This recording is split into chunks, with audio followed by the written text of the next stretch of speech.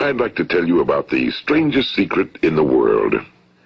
Some years ago, the late Nobel Prize-winning Dr. Albert Schweitzer was being interviewed in London, and a reporter asked him, "Doctor, what's wrong with men today?" And the great doctor was silent a moment, and then he said, "Men simply don't think." It's about this that I want to talk with you. We live today in a golden age. This is an era that man has looked forward to, dreamed of, and worked toward for thousands of years. But since it's here, we pretty well take it for granted. We in America are particularly fortunate to live in the richest land that ever existed on the face of the earth, a land of abundant opportunity for everyone. But do you know what happens? Well, let's take 100 men who start even at the age of 25. Do you have any idea what will happen to those men by the time they're 65?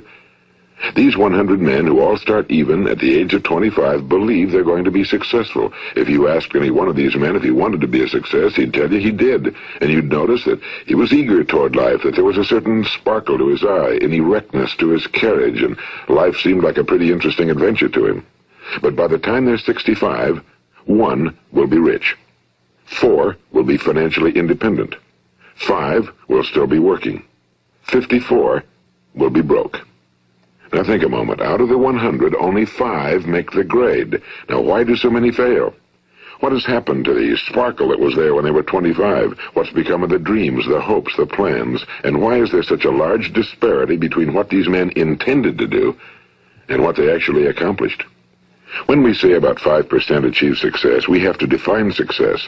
And here's the best definition I've ever been able to find. Success is the progressive realization of a worthy ideal. If a man is working toward a predetermined goal and knows where he's going, that man is a success. If he's not doing that, he's a failure. Success is the progressive realization of a worthy ideal.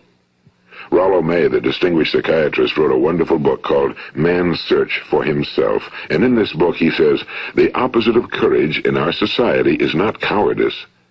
It is conformity. And there you have the trouble today. It's conformity, people acting like everyone else without knowing why, without knowing where they're going. Now think of it. In America right now, there are over 18 million people 65 years of age and older. And most of them are broke. They're dependent on someone else for life's necessities.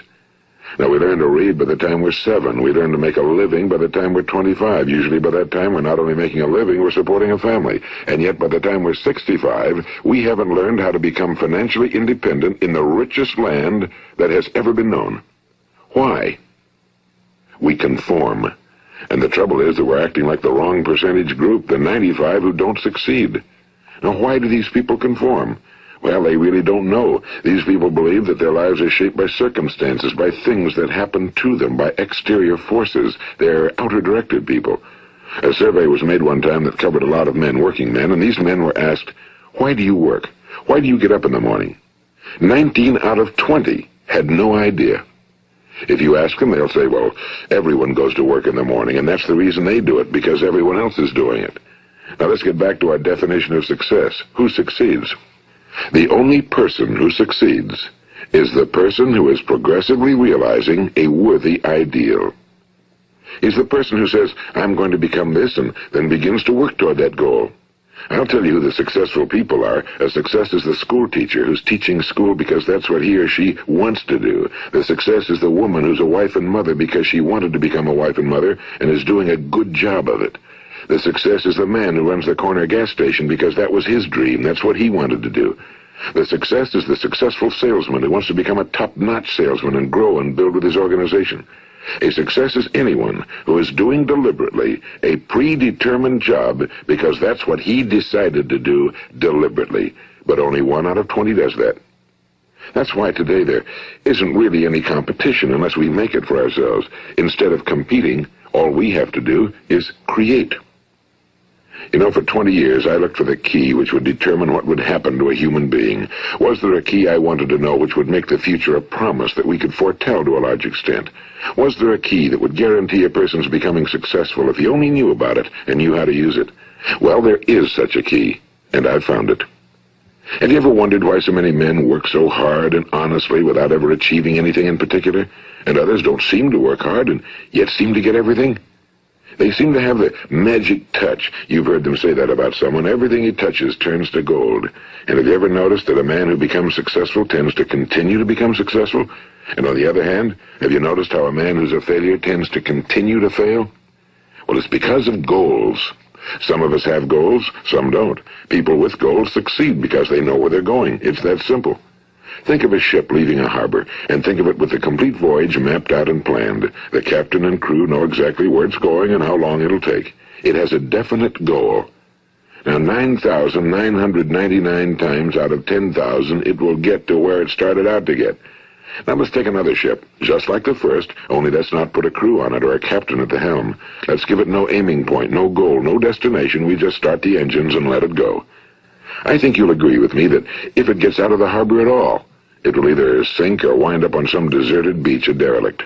It can't go anyplace because it has no destination and no guidance, and it's the same with a human being. Take the salesman, for example. There's no other person in the world today with the future of a good salesman. Selling is the world's highest paid profession, if we're good at it and if we know where we're going. Every company needs top-notch salesmen, and they reward those men. The sky's the limit for them. But how many can you find? Someone once said the human race is fixed, not to prevent the strong from winning, but to prevent the weak from losing. The American economy today can be likened to a convoy in time of war. The entire economy is slowed down to protect its weakest link, just as the convoy had to go at the speed that would permit its slowest vessel to remain in formation. That's why it's so easy to make a living today. It takes no particular brains or talent to make a living and support a family today. So we have a plateau of so-called security, if that's what a person's looking for. But we do have to decide how high above this plateau we want to aim. Now let's get back to the strangest secret in the world, the story that I wanted to tell you today. Why do men with goals succeed in life and men without them fail?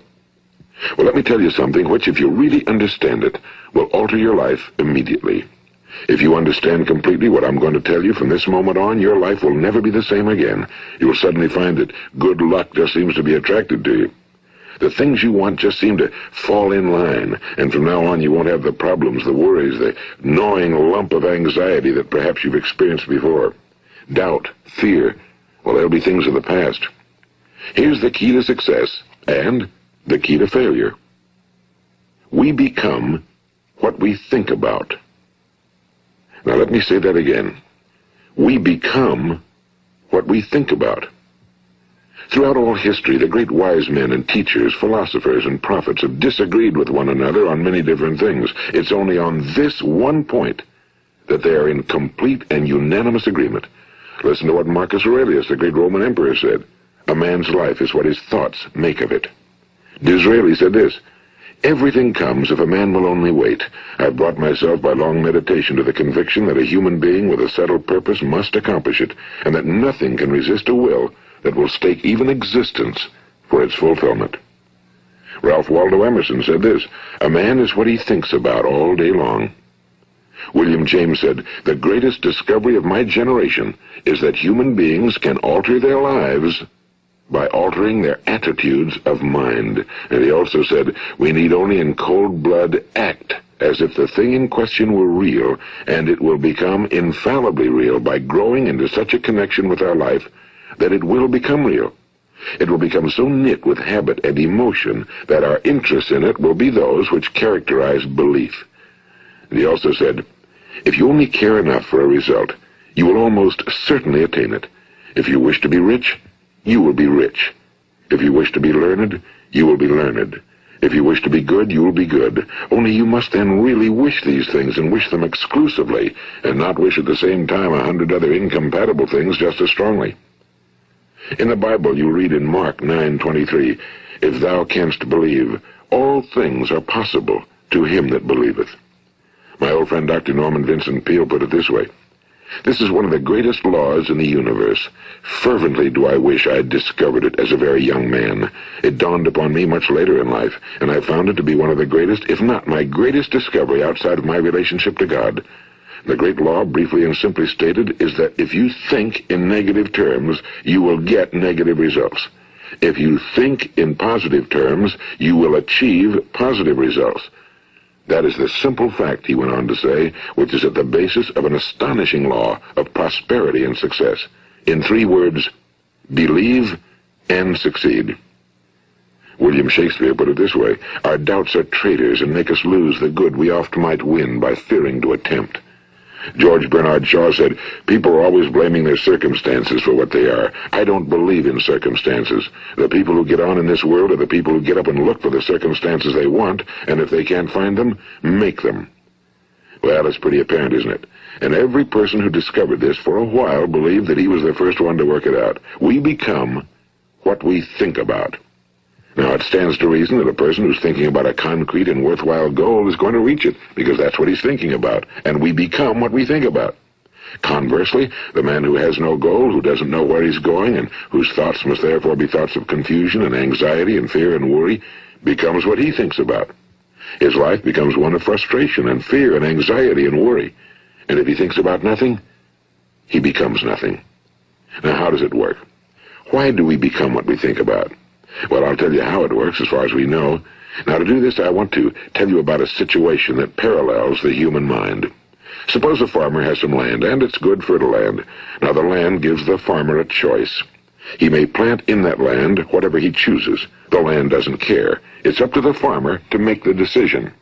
Now, remember, we're comparing the human mind with the land because the mind, like the land, doesn't care what you plant in it. It will return what you plant, but it doesn't care what you plant. Now, let's say that the farmer has 2 seeds in his hand. One is a seed of corn. The other is nightshade, a deadly poison. He digs 2 little holes in the earth, and he plants both seeds, one corn, the other nightshade.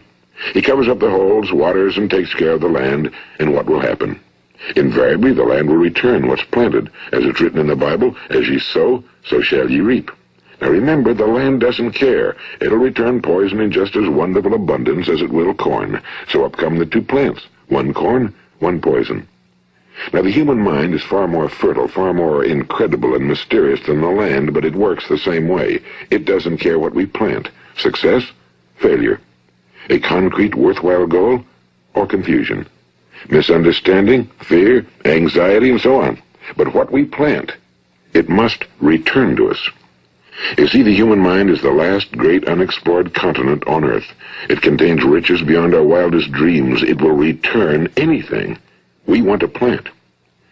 Now, you might say, well, if that's true, why don't people use their minds more?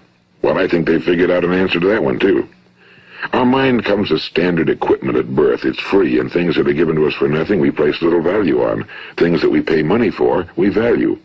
The paradox is that exactly the reverse is true. Everything that's really worthwhile in life came to us free. Our minds, our souls, our bodies, our hopes, our dreams, our ambitions, our intelligence, our love of family and children and friends and country, all these priceless possessions are free. But the things that cost us money are actually very cheap and can be replaced at any time. A good man can be completely wiped out and make another fortune. He can do that several times. Even if our home burns down, we can rebuild it. But the things we got for nothing, we can never replace. The human mind isn't used because we take it for granted. Familiarity breeds contempt. It can do any kind of job we assign to it, but generally speaking, we use it for little jobs instead of big, important ones. Universities have proved that most of us are operating on about 10% or less of our abilities. So decide now, what is it you want? Plant your goal in your mind. It's the most important decision you'll ever make in your entire life. What is it you want? Do you want to be an outstanding salesman? A better worker at your particular job? Do you want to go places in your company, in your community? Do you want to get rich? All you've got to do is plant that seed in your mind, care for it, work steadily toward your goal, and it will become a reality. It not only will, there's no way that it cannot. You see, that's a law, like the laws of Sir Isaac Newton, the laws of gravity. If you get on top of a building and jump off, you'll always go down. You'll never go up, and it's the same with all the other laws of nature. They always work. They're inflexible. Think about your goal in a relaxed, positive way. Picture yourself in your mind's eye as having already achieved this goal. See yourself doing the things you will be doing when you've reached your goal. Ours has been called the phenobarbital age, the age of ulcers and nervous breakdowns and tranquilizers. At a time when medical research has raised us to a new plateau of good health and longevity, far too many of us worry ourselves into an early grave trying to cope with things in our own little personal ways without learning a few great laws that will take care of everything for us. These things we bring on ourselves through our habitual way of thinking. Every one of us is the sum total of his own thoughts. He is where he is because that's exactly where he really wants to be, whether he'll admit that or not. Each of us must live off the fruit of his thoughts in the future, because what you think today and tomorrow, next month and next year, will mold your life and determine your future. You're guided by your mind. I remember one time I was driving through eastern Arizona, and I saw one of those giant earth-moving machines roaring along the road at about 35 miles an hour with what looked like 30 tons of dirt in it. A tremendous, incredible machine, and there was a little man perched way up on top with the wheel in his hands guiding it. And as I drove along, I was struck by the similarity of that machine to the human mind. Just suppose you're sitting at the controls of such a vast source of energy. Are you going to sit back and fold your arms and let it run itself into a ditch? Or are you going to keep both hands firmly on the wheel and control and direct this power to a specific, worthwhile purpose? It's up to you. You're in the driver's seat. You see, the very law that gives us success is a two-edged sword. We must control our thinking. The same rule that can lead a man to a life of success, wealth, happiness, and all the things he ever dreamed of for himself and his family. That very same law can lead him into the gutter. It's all in how he uses it, for good or for bad. This is the strangest secret in the world. Now, why do I say it's strange, and why do I call it a secret? Actually, it isn't a secret at all. It was first promulgated by some of the earliest wise men, and it appears again and again throughout the Bible, but very few people have learned it, understand it. That's why it's strange, and why for some equally strange reason it virtually remains a secret. I believe that you could go out and walk down the main street of your town and ask one man after another what the secret of success is, and you probably wouldn't run into one man in a month who could tell you. Now, this information is enormously valuable to us if we really understand it and apply it. It's valuable to us not only for our own lives, but the lives of those around us, our families, employees, associates, and friends. Life should be an exciting adventure. It should never be a bore. A man should live fully, be alive. He should be glad to get out of bed in the morning. He should be doing a job he likes to do because he does it well. One time I heard Grove Patterson, the great late editor-in-chief of the Toledo Daily Blade, make a speech, and as he concluded his speech, he said something I've never forgotten. He said, "My years in the newspaper business have convinced me of several things. Among them, that people are basically good, and that we came from someplace, and we're going someplace. So we should make our time here an exciting adventure. The architect of the universe didn't build a stairway leading nowhere." And the greatest teacher of all, the carpenter from the plains of Galilee, gave us the secret time and time again. As ye believe, so shall it be done unto you. I've explained the strangest secret in the world and how it works. Now, on this side, I want to explain how you can prove to yourself the enormous returns possible in your own life by putting this secret to a practical test. I want you to make a test that will last 30 days. It isn't going to be easy, but if you'll give it a good try, it will completely change your life for the better. Now, back in the 17th century, Sir Isaac Newton, the English mathematician and natural philosopher, gave us some natural laws of physics which apply as much to human beings as they do to the movement of bodies in the universe. And one of these laws is that for every action, there is an equal and opposite reaction. Simply stated, as it applies to you and me, it means we can achieve nothing without paying the price. The results of your 30-day experiment will be in direct proportion to the effort you put forth. To be a doctor, you must pay the price of long years of difficult study. To be successful in selling, and remember that each of us succeeds to the extent of his ability to sell. Selling our families on our ideas, selling education in schools, selling our children on the advantages of living the good and honest life, selling our associates and employees on the importance of being exceptional people. To, of course, the profession of selling itself. But to be successful in selling our way to the good life, we must be willing to pay the price. Now, what is that price? Well, it's many things. First, it's understanding emotionally, as well as intellectually, that we literally become what we think about, that we must control our thoughts if we're to control our lives. It's understanding fully that as ye sow, so shall ye reap. Second, it's cutting away all fetters from the mind and permitting it to soar as it was divinely designed to do. It's the realization that your limitations are self-imposed and that the opportunities for you today are enormous beyond belief. It's rising above narrow-minded pettiness and prejudice. And third, it's using all your courage to force yourself to think positively on your own problem, to set a definite and clearly defined goal for yourself, to let your marvelous mind think about your goal from all possible angles, to let your imagination speculate freely upon many different possible solutions, to refuse to believe that there are any circumstances sufficiently strong to defeat you in the accomplishment of your purpose, to act promptly and decisively when your course is clear, and to keep constantly aware of the fact that you are at this moment standing in the middle of your own acres of diamonds, as Russell Conwell used to point out. And fourth, save at least 10% of every dollar you earn. It's also remembering that no matter what your present job, it has enormous possibilities if you're willing to pay the price. Now let's just go over the important points in the price each of us must pay to achieve the wonderful life that can be ours. It is, of course, worth any price. 1. You will become what you think about. 2. Remember the word imagination and let your mind begin to soar. 3. Courage. Concentrate on your goal every day. 4. Save 10% of what you earn. And 5. Action. Ideas are worthless unless we act on them. Now, I'll try to outline the 30-day test I want you to make. Keep in mind that you have nothing to lose by making this test and everything you could possibly want to gain. There are two things that may be said of everyone. Each of us wants something, and each of us is afraid of something. I want you to write on a card what it is you want more than anything else. It may be more money. Perhaps you'd like to double your income or make a specific amount of money. It may be a beautiful home. It may be success at your job. It may be a particular position in life. It could be a more harmonious family. Each of us wants something. Now write down on your card specifically what it is you want. Make sure it's a single goal and clearly defined. You needn't show it to anyone, but carry it with you so that you can look at it several times a day. Think about it in a cheerful, relaxed, positive way each morning when you get up, and immediately you have something to work for, something to get out of bed for, something to live for.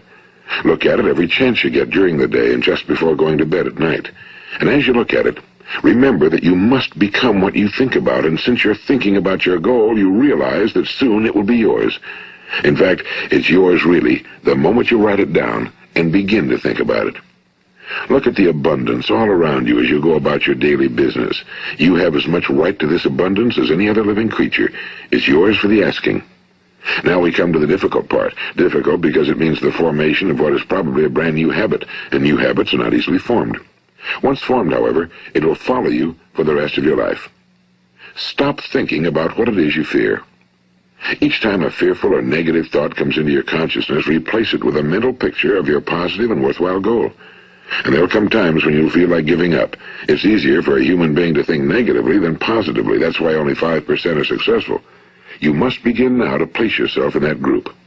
For 30 days, you must take control of your mind. It will think about only what you permit it to think about. Each day for this 30-day test, do more than you have to do.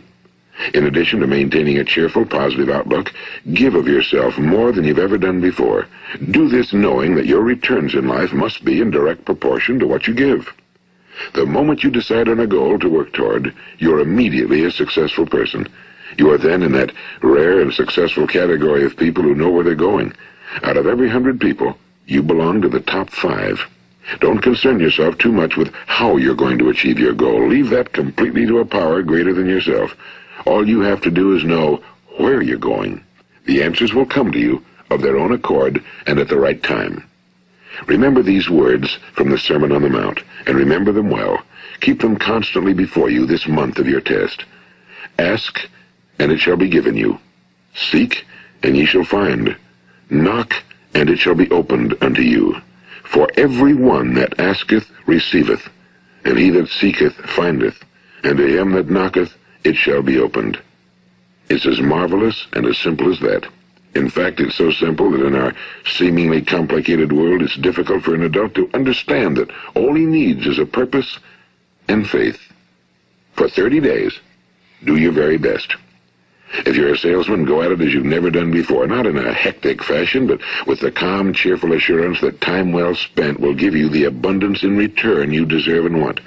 If you're a homemaker, devote your 30-day test to completely giving of yourself without thinking about receiving anything in return, and you'll be amazed at the difference it makes in your life. No matter what your job, do it as you've never done it before for 30 days. And if you've kept your goal before you every day, you'll wonder and marvel at this new life you've found. Dorothea Brand, the outstanding editor and writer, discovered it for herself and tells about it in her fine book, Wake Up and Live. Her entire philosophy is reduced to the words, act as though it were impossible to fail. She made her own test with sincerity and faith, and her entire life was changed to one of overwhelming success. Now, you make your test for 30 full days. Don't start your test until you've made up your mind to stick with it. You see, by being persistent, you're demonstrating faith. Persistence is simply another word for faith. If you didn't have faith, you'd never persist. If you should fail during your first 30 days, by that I mean suddenly find yourself overwhelmed by negative thoughts, you've got to start over again from that point and go 30 more days. Gradually, your new habit will form until you find yourself one of that wonderful minority to whom virtually nothing is impossible. And don't forget the card. It's vitally important as you begin this new way of living. On one side of the card, write your goal, whatever it may be. On the other side, write the words we've quoted from the Sermon on the Mount. Ask, and it shall be given you. Seek, and ye shall find. Knock, and it shall be opened unto you. Nothing great was ever accomplished without inspiration. See that during these crucial first 30 days, your own inspiration is kept at a peak. And above all, don't worry. Worry brings fear, and fear is crippling. The only thing that can cause you to worry during your test is trying to do it all yourself. Know that all you have to do is hold your goal before you. Everything else will take care of itself. Remember also to keep calm and cheerful. Don't let petty things annoy you and get you off course. Now, since making this test is difficult, some will say, why should I bother? Well, look at the alternative. No one wants to be a failure. No one really wants to be a mediocre individual. No one wants a life constantly filled with worry and fear and frustration. Therefore, remember that you must reap that which you sow. If you sow negative thoughts, your life will be filled with negative things. If you sow positive thoughts, your life will be cheerful, successful, and positive. Now, gradually, you will have a tendency to forget what you've heard on this recording. Play it often. Keep reminding yourself of what you must do to form this new habit. Gather your whole family around at regular intervals and listen to what's been said here. You know, most men will tell you that they want to make money without understanding the law. The only people who make money work in a mint. The rest of us must earn money. This is what causes those who keep looking for something for nothing or a free ride to fail in life. The only way to earn money is by providing people with services or products which are needed and useful. We exchange our time and our product or service for the other man's money. Therefore, the law is that our financial return will be in direct proportion to our service. Now, success is not the result of making money. Making money is the result of success, and success is in direct proportion to our service. Most people have this law backwards. They believe that you're successful if you earn a lot of money. The truth is that you can only earn money after you're successful. It's like the story of the man who sat in front of the stove and said to it, "Give me heat, and then I'll add the wood." How many men and women do you know, or do you suppose there are today, who take the same attitude toward life? There are millions. We've got to put the fuel in before we can expect heat. Likewise, we've got to be of service first before we can expect money. Don't concern yourself with the money. Be of service, build, work, dream, create. Do this and you'll find there's no limit to the prosperity and abundance that will come to you. Prosperity, you know, is founded upon a law of mutual exchange. Any person who contributes to prosperity must prosper in turn himself. Sometimes the return will not come from those you serve, but it must come to you from someplace, because that's the law. For every action, there is an equal and opposite reaction. As you go daily through your 30-day test period, remember that your success will always be measured by the quality and quantity of service you render, and money is a yardstick for measuring this service. No man can get rich himself unless he enriches others. Now, there are no exceptions to a law. You can drive down any street in America and from your car estimate the service that's being rendered by the people living on that street. Had you ever thought of this yardstick before? It's interesting. Some, like ministers and priests and other devoted people, measure their returns in the realm of the spiritual, but again, their returns are equal to their service. Once this law is fully understood, any thinking person can tell his own fortune. If he wants more, he must be of more service to those from whom he receives his return. If he wants less, he has only to reduce his service. This is the price you must pay for what you want. If you believe you can enrich yourself by deluding others, you can end only by deluding yourself. It may take some time, but just as surely as you breathe, you'll get back what you put out. Don't ever make the mistake of thinking you can avert this. It's impossible. The prisons and the streets where the lonely walk are filled with people who tried to make new laws just for themselves. We may avoid the laws of man for a while, but there are greater laws that cannot be broken. An outstanding medical doctor recently pointed out 6 steps that will help you realize success. 1. Set yourself a definite goal. 2.